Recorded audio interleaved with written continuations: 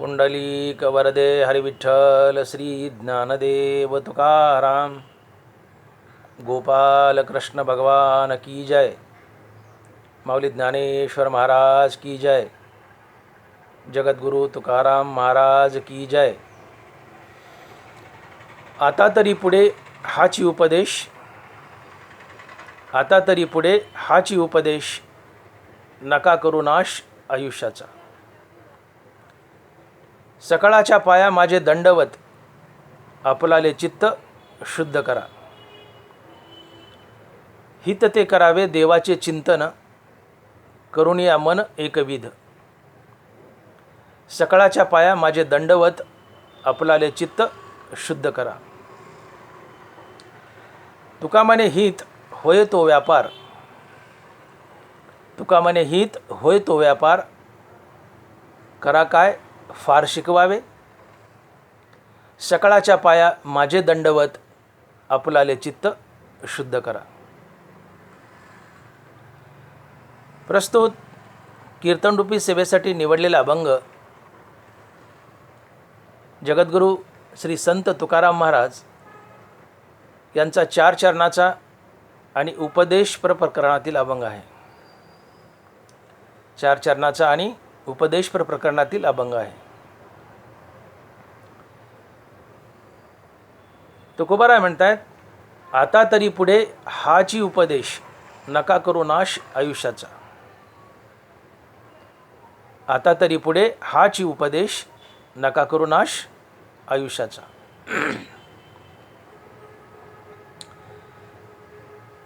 तुकोबाराय म्हणतात की मी तुम्हाला उपदेश करतोय काय, तर तुम्ही तुमच्या आयुष्याचा नाश करू नका. बघा, आयुष्याचा नाश काय असतो, तर नाशिवंताच्या पाठीमागे लागणे हाच खरा आयुष्याचा नाश असतो. नाशिवंताच्या पाठीमागे लागणे हाच खरा आयुष्याचा नाश असतो. आणि म्हणून तुकोबाराय म्हणतायत, नाशिवंतासाठी तुका म्हणे करीसी अटी. नाशिवंतासाठी तुका म्हणे करीसी अटी. नाशिवंताच्या मागे लागणे हाच खरा आयुष्याचा नाश आहे. नश्वर संसाराच्या मागे लागणे, नश्वर वस्तू संग्रहाच्या मागे लागणे, नश्वर द्रव्यार्जनाच्या मागे लागणे, नश्वर विषय भोगाच्या मागे लागणे हाच आयुष्याचा खरा नाश आहे. व्यसनाच्या मागे लागणे हाच खरा आयुष्याचा नाश आहे. विषय भोगाच्या मागे लागणे हाच खरा आयुष्याचा नाश आहे. आणि म्हणून ज्ञानोबा लिहित आहेत की केवळ देहभरण हे तो जाण, उघडी नागवन. केवळ देहभरण हे तो जाण, उघडी नागवन. केवळ खाणं पिणं मजा करणं, देहाचं भरण ही आपण आपली केलेली उघड उघड नागवणूक आहे. कारण हे शरीर पंचमहाभूताचं बनलं आहे आणि ते शेवटी मेल्यावर पंचमहाभूतात विलीन होणार आहे. ज्ञानोबाराय बोलले, हातो पाचाचा मेळावा, शिखी अनुसरेल पंचत्वा, तयवेळी केला के गिवसावा सिनू आपला. हे पंचमहाभूताचं शरीर बनलं आहे आणि मेल्यावर हे पंचमहाभूतात विलीन होईल. मग या शरीराचे लळे पुरवण्यासाठी जे आम्हाला कष्ट पडले त्याचा मोबदला आम्ही कुणाला मागायचा का? शेवटी शरीर संपणार आणि भोगही संपणार. मग याला भोग देण्यासाठी, याचे लळे करण्यासाठी जे आम्हाला कष्ट पडले त्या कष्टाचा मोबदला मागायचा कुणाला?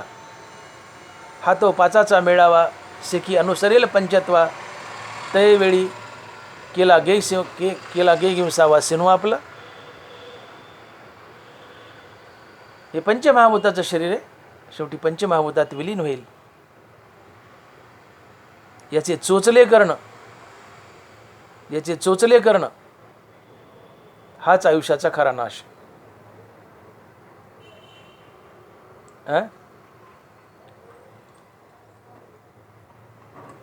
तुम्ही चुकीच्या पद्धतीनं वागणं हीच तुमची अधोगती आणि हाच खरा आयुष्याचा नाश आहे. परपीडा देणं, असत्यानं वागणं हाच खरा आयुष्याचा नाश आहे. हरिनामाला विन्मुख होणं हाच खरा आयुष्याचा नाश आहे.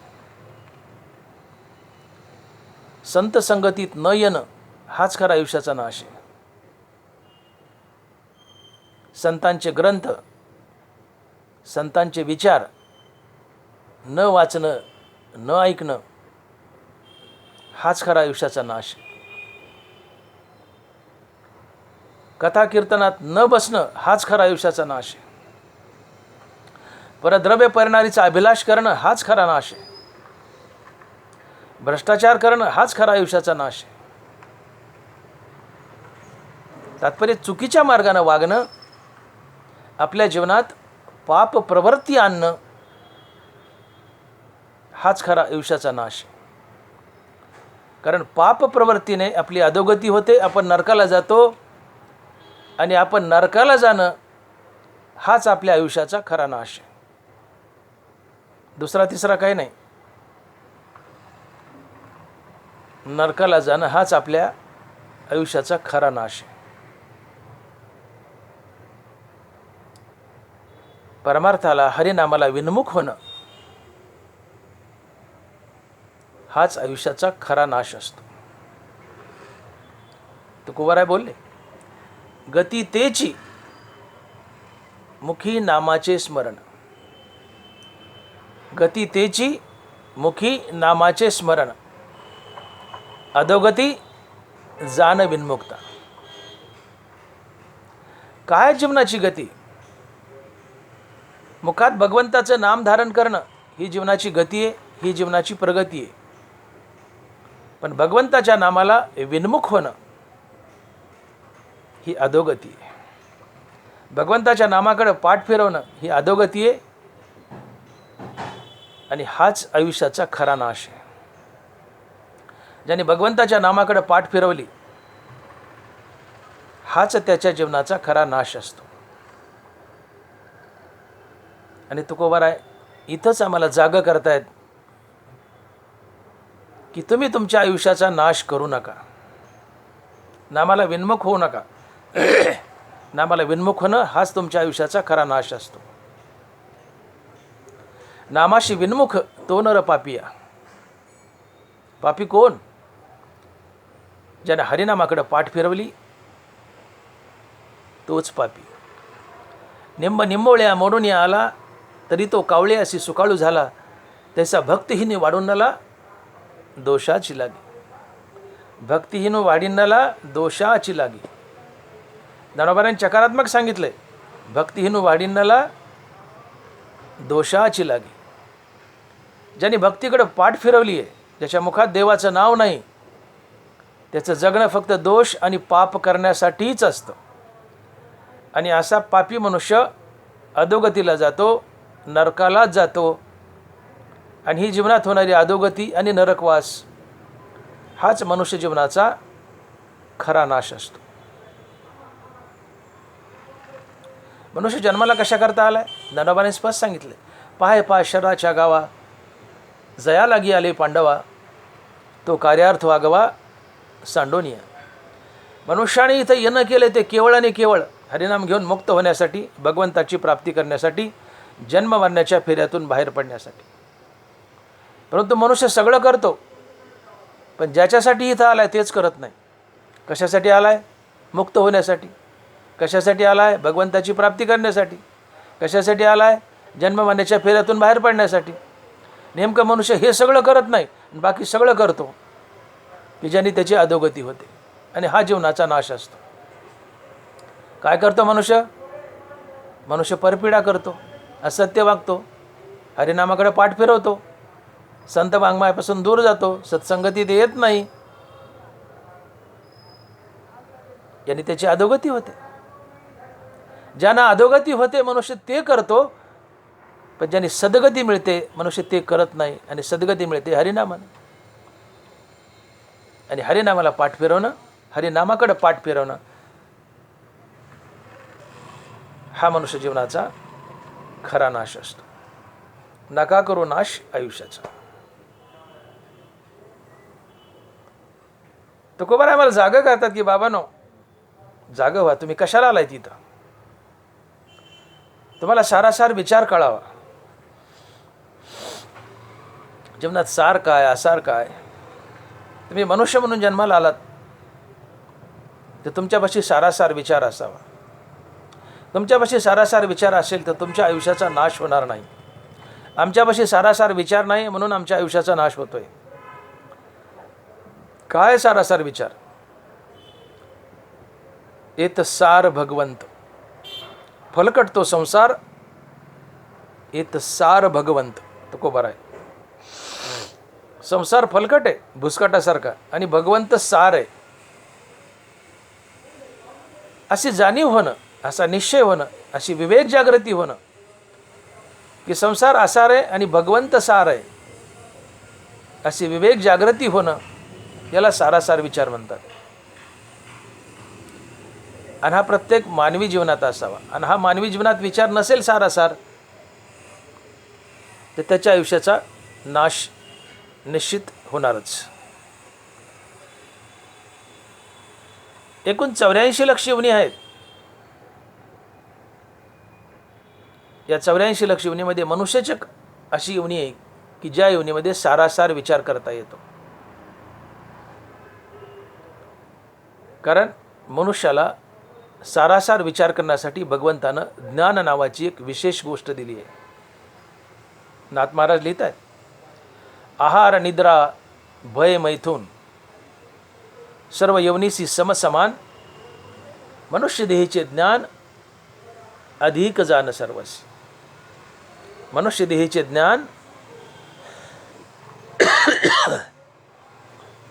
अधिक जाण सर्वसी. या 84 लक्ष योनीमध्ये आहार निद्रा भय मैथून या चारही गोष्टी प्रत्येक योनीला समसमान आहेत. परंतु मनुष्य योनीची विशेषता यामुळे आहे की इतरात जे नाही ते मनुष्यात आहे आणि ते आहे ज्ञान, की ज्या ज्ञानानं तो सारासार विचार करू शकतो की जे इतर प्राण्याला करता येत नाही. कारण इतर प्राण्यात ज्ञान नावाची गोष्ट नाही आहे. आणि म्हणून इतर योनीला परमार्थ करता येत नाही. इतर योनीला देव कळत नाही, मोक्ष कळत नाही, भगवंताची प्राप्ती कळत नाही, अर्थात सार आसार कळत नाही. का? तर त्यांच्याकडं सार आणि आसार विचार करण्याची बुद्धी नाही आहे, ज्ञान नाही आहे, जी फक्त मनुष्यात आहे. आणि म्हणून मनुष्य जन्म सर्व यवनीत विशेष आहे. आहार निद्रा भय मैथून सर्व यवनीसी समसमान, परी मनुष्य देहीचे ज्ञान अधिक जाण सर्वाशी. म्हणून मनुष्य यवनी विशेष आहे आणि ती महत् प्रयासानं तुम्हाला प्राप्त झाली. हिशोब केला तर अंदाजे 10-12 कोटी वर्षानंतर मनुष्य जन्म मिळतो. 10-12 कोटी, 10-12 लाख नाही, 10-12 कोटी वर्षानंतर मनुष्य जन्म मिळतो. इतका मनुष्य जन्म दुर्मिळ आहे. आणि जन्म मरणाचा फेरा हा फक्त मनुष्य योनीतूनच चुकवता येतो, इतर कुठल्याही योनीतून नाही. म्हणून इतर योनी भोगासाठी आहेत, मनुष्य योनी त्यागासाठी आहे. भोग तर बाकीच्या सगळ्यांनी भोग घेतलेच की हो. जनावरं काय करतायत? भोगच घेत आहेत, खात आहेत, पित आहेत. बाकीचे इतरही भोग घेत आहेत. त्यांना काय धंदा आहे? खाणं. जनावरं काय करतात? दिवसभर चरत राहतात. कुत्रे मांजरे चरत राहतात, खात राहतात, फिरत राहतात. आणि माणसाने तेच केलं तर हा माणसाच्या आयुष्याचा नाश असतो. जे तुकोबाराय सांगतात की नका करू नाश आयुष्याचा.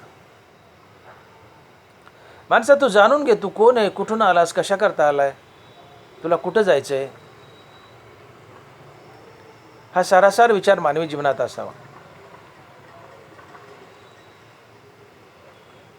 माणसाला आपलं हित कळावं. आणि हित नाही कळालं तर माणसाच्या आयुष्याचा नाश होतो. माणसाला हित कळावं. काय हित आहे? एकदा देवाने एका माणसाला प्रश्न विचारला की माणसा, मी तुला एवढं सुंदर शरीर दिलं आहे, इतका सुंदर नरदेह दिला आहे, तू याचं काय हित केलंस? या नरदेहाचं तू काय चीज केलंस? या नरदेहाचं तू काय हित केलंस? त्या माणसाने आधी आपल्या पोटाला हात लावला. म्हणले, देवा मी माझं पोट भरलं. देवा मी माझं पोट भरलं. देव म्हणता, अरे पोट तर कुत्रे मांजरं भरतात, तू त्यांच्यापेक्षा काय वेगळं केलंस? मग तो माणूस म्हणतो, देवा मी घर बांधलं. देव म्हणले, अरे घर तर चिमण्या बांधतात, तू त्यांच्यापेक्षा काय वेगळं केलं? मग ते माणूस म्हणतो लाड देवा मी मुलंबाळं पैदा केली. हा देव म्हणले, मुलंबाळं तर कुत्रे मांजरं पैदा करतात, डुकरं पैदा करतात, त्यांच्यापेक्षा तू वेगळं काय केलंस? आता मनुष्य निरुत्तर झाला. मग देवच त्याला म्हणले, अरे माणसा, मी तुला इतका सुंदर नरदेह दिलाय, कशाकरता दिलाय? की तू मला नारायणाला जाणून घ्यावं. आणि तू मला नारायणाला जाणून घेतलं तर तू जन्ममरणाच्या फेऱ्यातून बाहेर पडशील, मुक्त होशील. मनुष्य देह तरी साधी नारायण, नाहीतरी हीन पशुहुनी. माणसा तू पशुपेक्षा हीन आहेस. मनुष्य जन्म मिळाला आहे, पण मनुष्य जन्म मिळूनही जर जन्ममरणाच्या फेऱ्यातून बाहेर पडला नाहीस तर तू पशुपेक्षा हीन आहेस. तुझ्यापेक्षा पशु बरे. मनुष्य जन्म मिळूनही जर तुम्हाला नारायण साधता आला नाही तर तुम्ही पशुपेक्षा हीन आहेत. तुम्ही किती श्रीमंत असा, किती जागीरदार असा, किती पैशावाले असा, किती पदावाले असा, तुम्हाला नारायण जर साधता आला नाही, देवाची प्राप्ती करता आली नाही तर तुम्ही पशुपेक्षा हीन आहेत. मग तुम्ही कुणी असा? तुकोबाराय बोलतायत, मनुष्य देह तरी साधी नारायण, नाहीतरी हीन पशुहुनी. मनुष्य देह परम पावन, पावनी न साधे ब्रह्मज्ञान, तो लांडा गर्दभ जान पुच्छे विन दो पाई. नाथ महाराज म्हणले, ज्याला मनुष्य जन्माला येऊन भगवंताची प्राप्ती करता आली नाही, मोक्ष मिळवता आला नाही, तर तो बिन शेपटाचा 2 पायाचा गधा आहे. म्हणले, लांडा गर्दभ जान पुच्छे विन दो पाई. मित्रो, कितीही मिळवा माती मोले. एका आत्मज्ञानाशिवाय आणि एका भगवंताच्या प्राप्तीशिवाय. अवे मिळवणारे का कमी झाले का आजपर्यंत? एका जनार्दनी असे किती झाले? नाथ महाराज म्हणतात की एका जनार्दनी असे किती झाले आजपर्यंत? या विश्वात, या जगात किती माणसं आले आणि किती गेले? हा अगणित आकडा आहे, अगणित. एका जनार्दनी असे किती झाले? कुणासारखे? तुमच्या आमच्यासारखे खिसमिस गलबाला, खंडीवर पिंडी, जे धनाच्या मागे लागले, पैशाच्या मागे लागले, पदाच्या मागे लागले, डिग्र्याच्या मागे लागले, भोगाच्या मागे लागले. एका जनार्दनी असे किती झाले? अगणित आकडा आहे. वाहत्या पाण्यावर बोटानं नाव लिहावं, किती वेळ टिकेल? अहो लिहूस तर पुसल्या जाईल. तसं काळाच्या ओघात तुमच्या आमच्यासारखे पदाधिकारी पैशावाले किती आले, किती गेले, कोणी हिशोब ठेवलाय? मग हिशोब कोणाचा ठेवला जातो? परी हरिनाम शिवले तोची धन्य. ज्यांनी उभा आयुष्य हरिनामात खर्च केले त्याचा हिशोब ठेवला जातो. मरकर भी अमर नाम है उस जीव का जग में, जो प्रभु प्रेम में जीवन बलिदान किया करे. मीराबाई.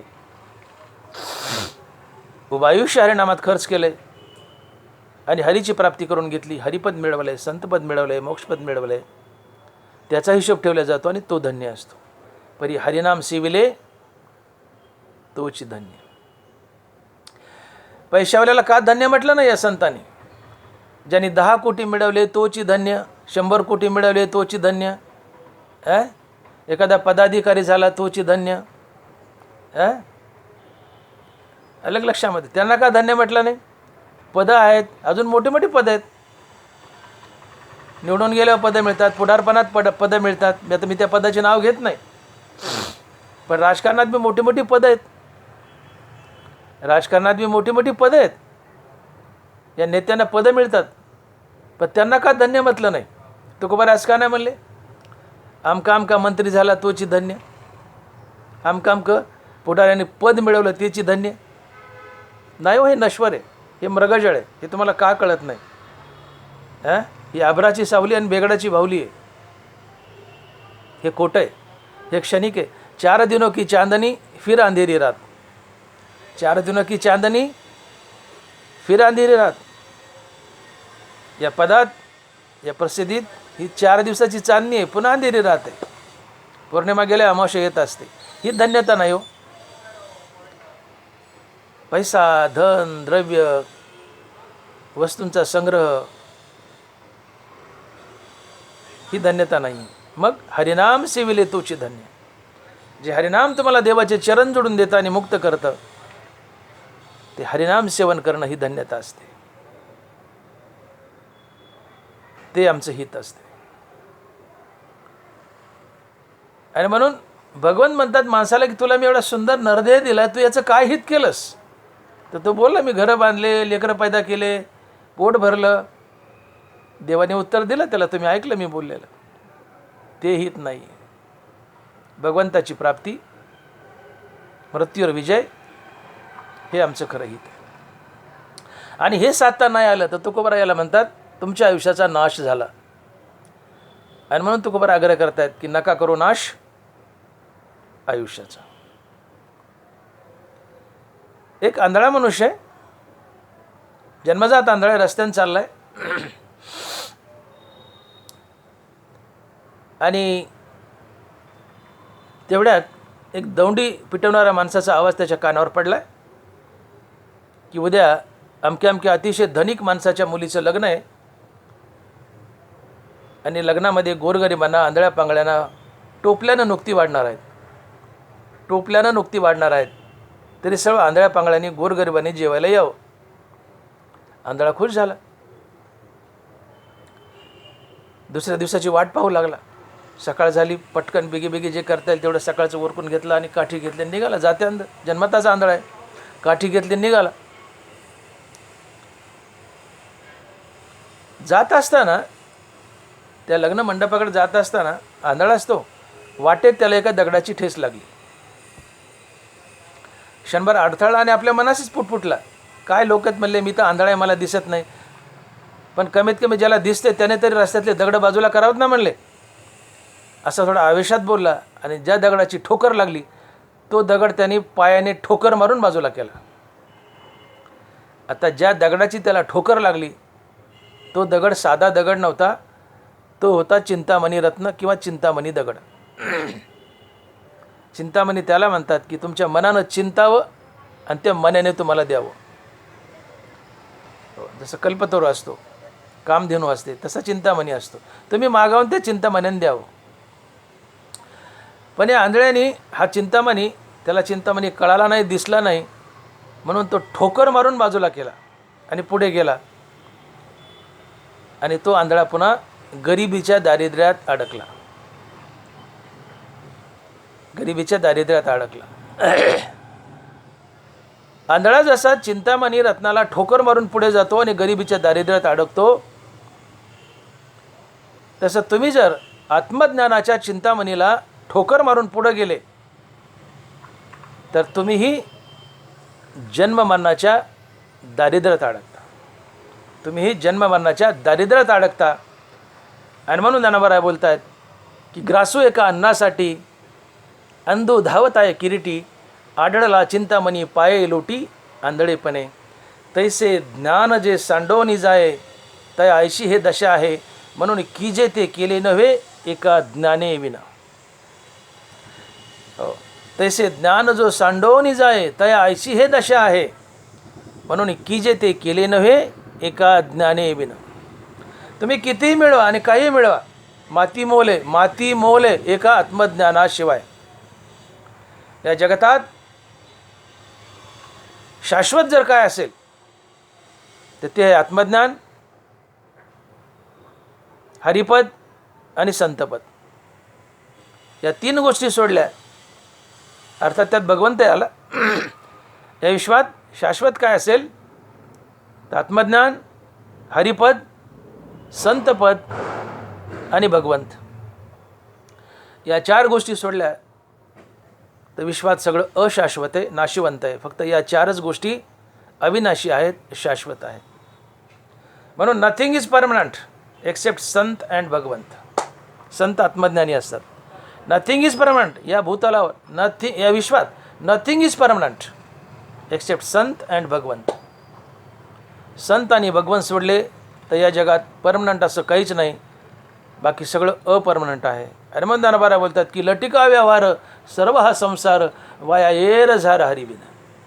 वाया येर झार हरिविन. तुम्ही किती सुपर स्पेशालिस्ट व्हा, MBBS व्हा, MS व्हा, MD व्हा, MCH व्हा, अजून काय काय व्हायचं व्हा, किती मोठ्या पदावर जा, मोठ्या नोकऱ्या मिळवा, मोठे मोठे मंत्री व्हा, संत्री व्हा, काही व्हा, पण वाया येर झार हरिविना. वाया येर झार हरिविना. हरीची प्राप्ती नाही केली तर चक्कर झाली. 4 दिनों की चांदनी फिर अंधेरी रात. माती मोल आहे. आंधळ्याला चिंतामणी कळाला नाही, ठोकर मारून बाजूला केला, गरिबीच्या दारिद्र्यात अडकला. तुम्हा मला मनुष्य जन्माचं महत्त्व कळत नाही. या मनुष्य देहाला ठोकर मारतो, अर्थात आत्मज्ञानाला ठोकर मारतो. या देहाची आणि आत्मज्ञानाची किंमत कळत नाही. आम्ही आत्मज्ञानाला ठोकर मारून पुढे जातो. आम्ही जन्ममरणाच्या दारिद्र्यात अडकतो, 84 लाख योनीमध्ये अडकतो. आणि याला तुकोबारा म्हणतात आयुष्याचा नाश करणे. याला तुकोबारा म्हणतात आयुष्याचा नाश करणे. आणि म्हणून तुकोबारा म्हणतात नका करू नाश आयुष्याचा, नका करू नाश आयुष्याचा, आता तरी पुढे हाची उपदेश, आता तरी पुढे हाची उपदेश, नका करू नाश आयुष्याचा, नका करू नाश आयुष्याचा. बाबांनो शाने व्हा, आपल्या आयुष्याचा नाश करू नका. याचा अर्थ तुम्ही संपत्ती धनद्रव्य मिळू नये असा संत वाङ्मयाचा उपदेश कधीच नाही आहे. धर्म अर्थ काम मोक्षाच्यात अर्थाला संपत्तीच्या प्राप्तीला पुरुषार्थ म्हटलंय. पैसा मिळवावा, जोडून या धन उत्तम व्यवहारे उदास विचारे वेच करी. तुम्ही पैसा मिळवा ना, नाही कोण म्हणतंय, पण उत्तम व्यवहारानं मिळवा आणि गरजेपुरताच मिळवा, गरजेपुरता मिळवा. नीड आणि ग्रीड, जीवनात नीड असावी, ग्रीड नसावी. नीड म्हणजे गरज, ग्रीड म्हणजे हाव. धनावरा बोलले दरदूर सापे गिळीजत आहे उभा, तरी तो माश्या वेटाळे जिभा, तैसे प्राणी आहे कवना लोभा, वाढविती तृष्णा. एक बेडूक माशा खातोय, मग नाही माशा खाण्यात मागून एक साप आलाय, त्या सापानं बेडकाला अर्ध गिळलं. बेडूक पाहतोय आपल्याला साप गिळायला, त्यांनी पळाव निष्ठाव. तर बेडूक म्हणतो नाही, अजून 4-5 माशा खाऊन घेतो. त्या 4-5 माशा खाऊस तर बेडकानी 4-5 माशा खाऊस तर सापाने अख्खा बेडूक गिळला. बेडूक संपला, बेडूक संपला. तसं देह तर वासे पडले काळाचे तोंडी. तुम्ही आम्ही काळाच्या जबड्यात पडलेत, काळाने जबडा बंद केला तुम्ही, आम्ही ते बेडकासारखं मरून जातो. देह तर वासे पडले काळाचे तोंडी. बेडूक म्हणतो 4-5 माशा खातो, आम्ही म्हणतो 4-5 लाख कमवतो, 4-5 कोटी कमवतो. तोपर्यंत काळ जबडा बंद करतो, आम्ही मरतो. मृत्यूपुढे सगळी ऐट थांबते. मग तुम्ही कोणी असा. म्हणून तृष्णा नको आहे, हाव नको आहे. तृष्णा वाईट आहे. नीड असावी, गरज असावी, हाव नसावी. गरज असावी, गरजेपुरता पैसा मिळवा तर पुरुषार्थ आहे. धर्म अर्थ काम मोक्ष पाहिजेच. जीवन कसं जगायचं तर पुरुषार्थ आहे. उलट पैसा नाही कमवला तर तुम्ही नपुसक आहेत. पुरुषार्थ म्हटले, ज्याच्यापाशी पुरुषार्थ नाही तो नपुसकच आहे. धर्म अर्थ काम मोक्ष पुरुषार्थ आहेत, मर्दानगी आहे. पैसा मिळवायला पाहिजे. ज्या माणसाला पैसा मिळवता नाही तो माणूस कसला. पैसा मिळवावा, पण मोजका आणि उत्तम व्यवहारानं. साई उतना ही दे जा में कुटुंब समाय. कबीर महाराज, साई उतना ही दे जा में कुटुंब समाय, मैं भी भूका न रहूं और साधू भी भूका न जाए. देवा मला तेवढंच दे की ज्यात मी आणि माझं कुटुंब खाऊन पिऊन सुखी असेल, आणि एखादा भिकारी किंवा साधू माझ्या दारात आला तर त्याला वाढण्यासाठी माझ्यापाशी पसाभर असावं. साई उतना ही दे जा में कुटुंब समाय, मैं भी भूका न रहूं और साधू भी भूका न जाए. अल्पसंतुष्ट असावं. अल्पसंतुष्टता ही माणसाची सगळ्यात मोठी श्रीमंती आहे. हा तृप्तीचा ढेकर आहे. आणि जो अल्पसंतुष्ट नाही, जो हवरा आहे, जो ग्रीडी आहे, निडी नाही ग्रीडी आहे, हवरा आहे, तृष्णा आहे, ती तृष्णा त्याला अकाली मारते. अकाली मारते. कारण तृष्णा तुम्हाला बऱ्या वाईट मार्गानं, बऱ्या तर नाही पण वाईट मार्गानं पैसा मिळवून देईल, पण ही तृष्णा तुम्हाला बेचैन करेल आणि बेचैनी तुम्हाला अकालीच मारेल. कारण बेचैनीने नाना प्रकारचे रोग होतात. बेचैनी हेच दुःख असते. हो, बेचैनीने sympathetic stimulation, sympathetic nervous stimulate होते बेचैनीने, आणि मग कॅटॅकवाल्या माणूस त्याच्यातून हायपरटेन्शन अर्थात BP, stress diabetes, heart attack, मेंदूचा अर्धांग व्हायचा झटका, हे सगळे बेचैनीमुळेच होतात. आणि बेचैनी तृष्णेमुळे असते, हवरेपणामुळं, धावपणामुळं, अस्थिरतेमुळे.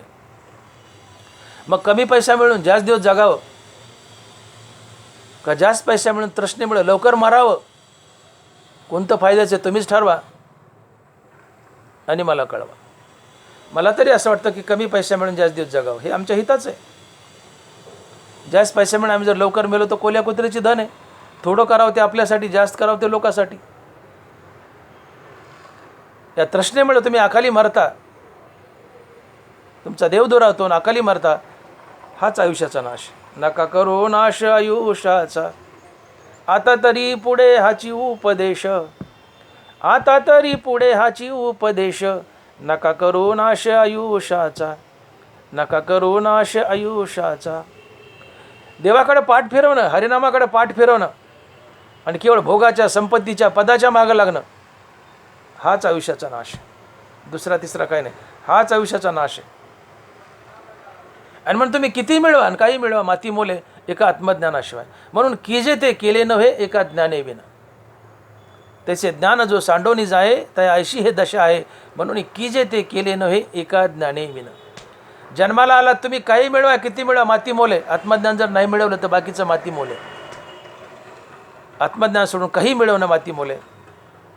आत्मज्ञान मिळवणं, देवाची प्राप्ती करणं, हेच आमचं हित आहे. हा आमचा लाभ आहे आणि उत्तम लाभ आहे.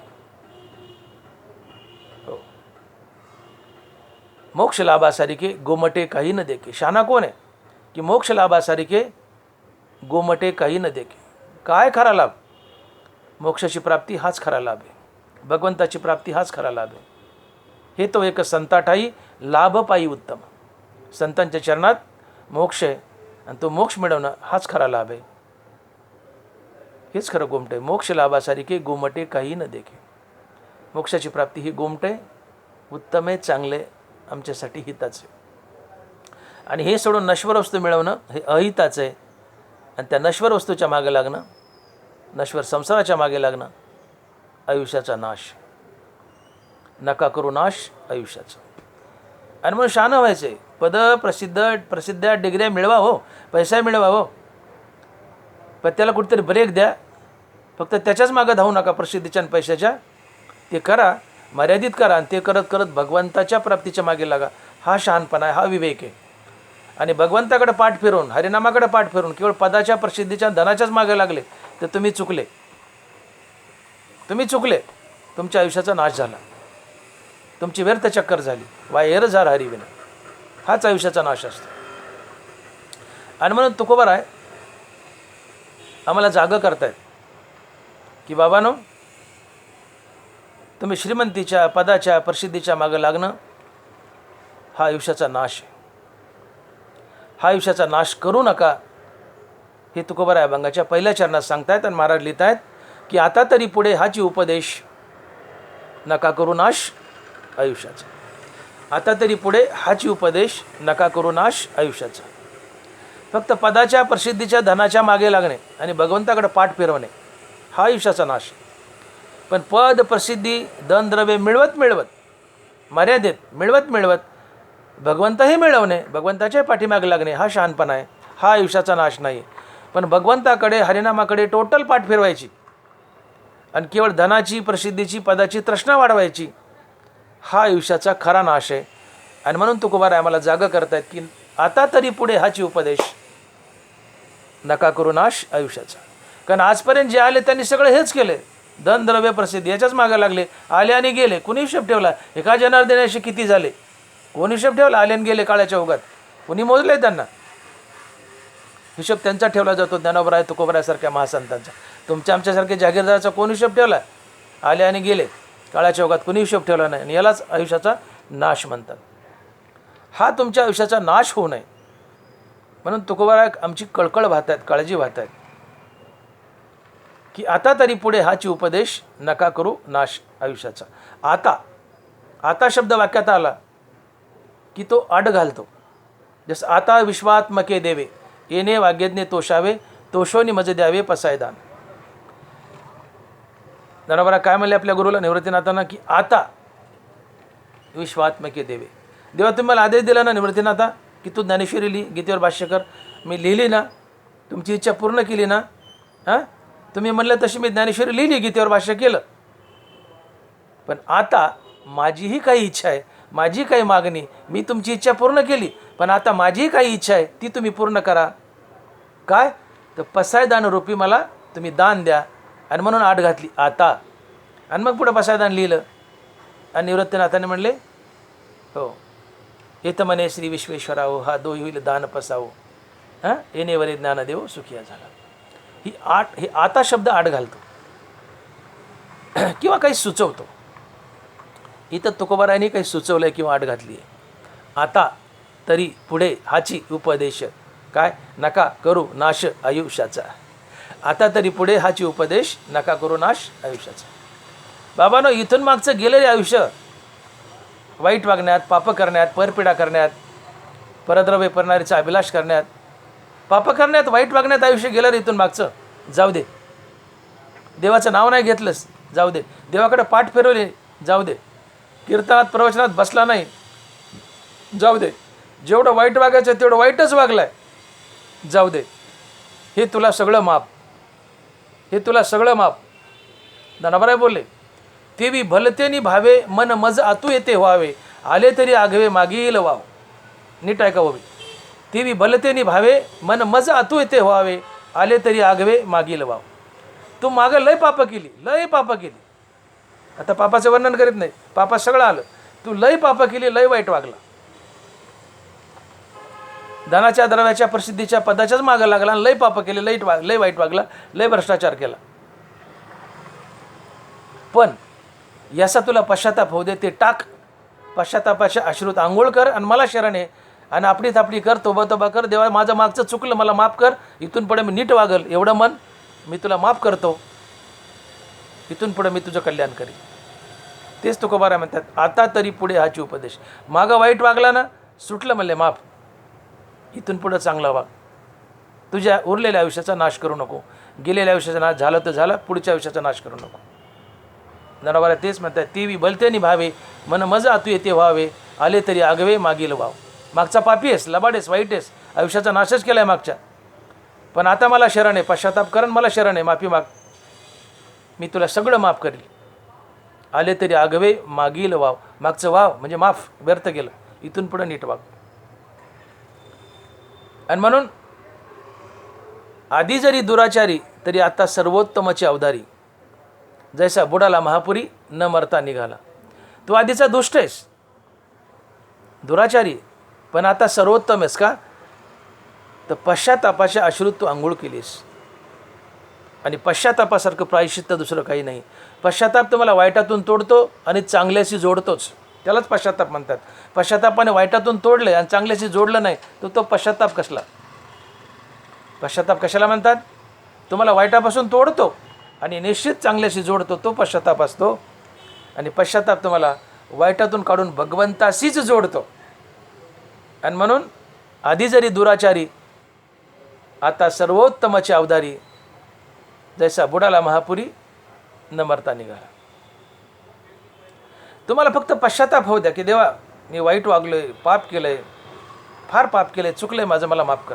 हा पश्चाताप हवा. देवाला शरण आहे, देव मागचं माफ करतो का. देव आमचा बाप आहे. हो, या कारणे मी पिता मदब्रह्म हे माता अपत्य पंडोसुता जगडंबर. माया ही आमची आई आहे आणि पांडुरंग आमचा बाप आहे. आणि पांडुरंग आणि माया या दोघांपासून एक अपत्य जन्माला आले, त्याचं नाव आहे अवडंबर, अर्थात जग किंवा विश्व. म्हणून कृष्ण परमात्मा, पांडुरंग परमात्मा जगाचा बाप आहे आणि आम्ही पांडुरंगाची लेकरं आहोत. आणि पुत्राचे लाखो अपराध पोटात घेतो तोच बाप असतो.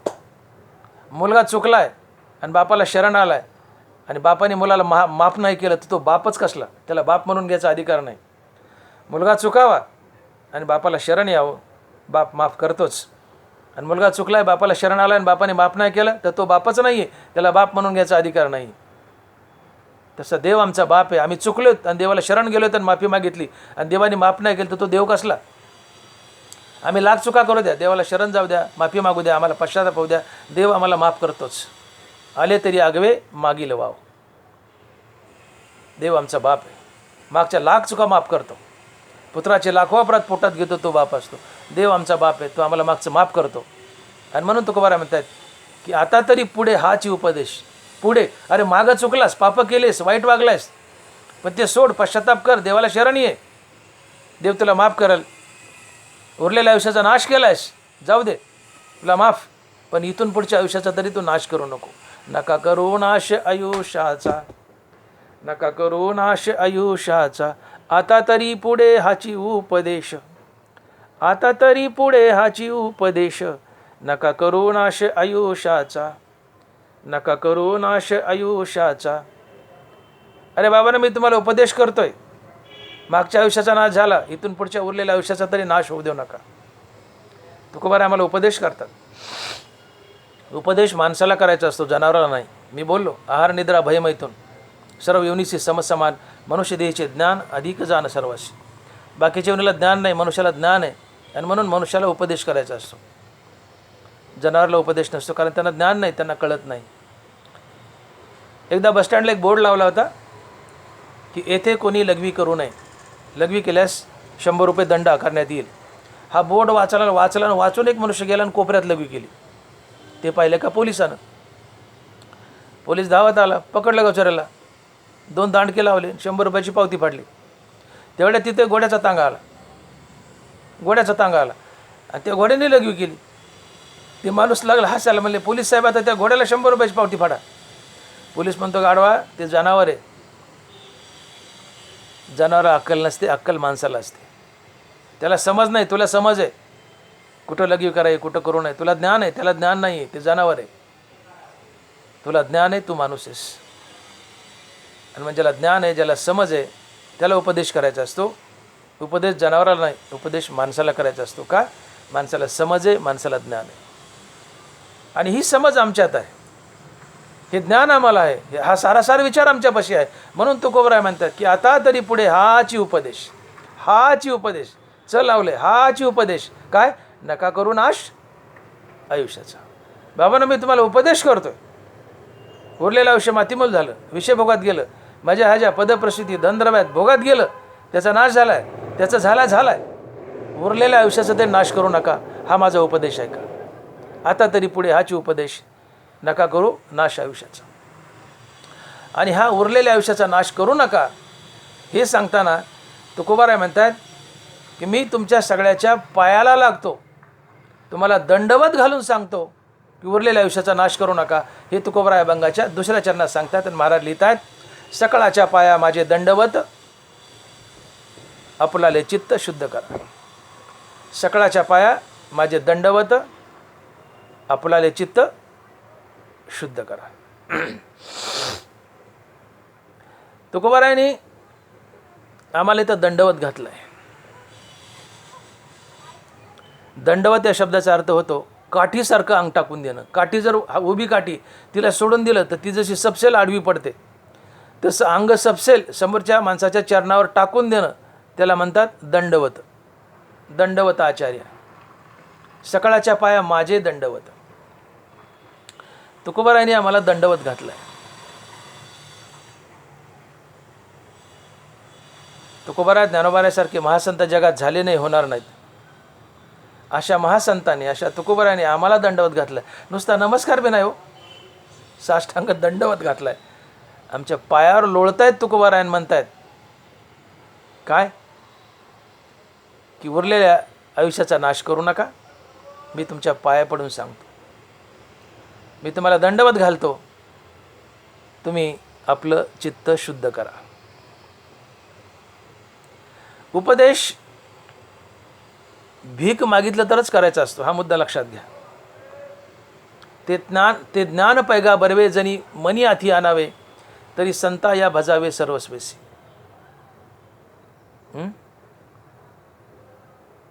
ते ज्ञानाचा कुरुटा, तिथं सेवा हाची दारवंटा, स्वाधीन करी सुबटा ओळगोनी. मग अपेक्षित आपले तीही कीर सांगतील पुसले. मग अंतकरण बोधले, तेही सांगतील कीर पुसले. संतांच्या दारात जावं, त्यांच्या पायावर लोळावं, साष्टांग दंडवत करावा, त्यांची सेवा करावी आणि मग हळूच विचारावं, आपण विचारावं की गुरुदेव, आत्मज्ञान काय, मोक्ष काय, भगवतप्राप्ती काय, संतपद काय, हे मला कसं मिळेल. मग तेही कीर सांगतील पुसले, जेणे अंतकरण बोधले संकल्पा नाही. अपेक्षित जे आपले तेही कीर सांगतील पुसले, हा शब्द महत्त्वाचा आहे. ते कीर सांगतील पुसले, जेणे अंतकरण बोधले संकल्पा नाही. पुसावं लागतं. ज्याने पुसलंय, विचारले, त्याला उपदेश करावा, त्या उपदेशाचा मान राहतो. आणि न विचारता न पुसता तुम्ही जर सांगत गेले, त्याची ऐकायची इच्छा नसेल, तर त्या ज्ञानाचा अपमान होतो.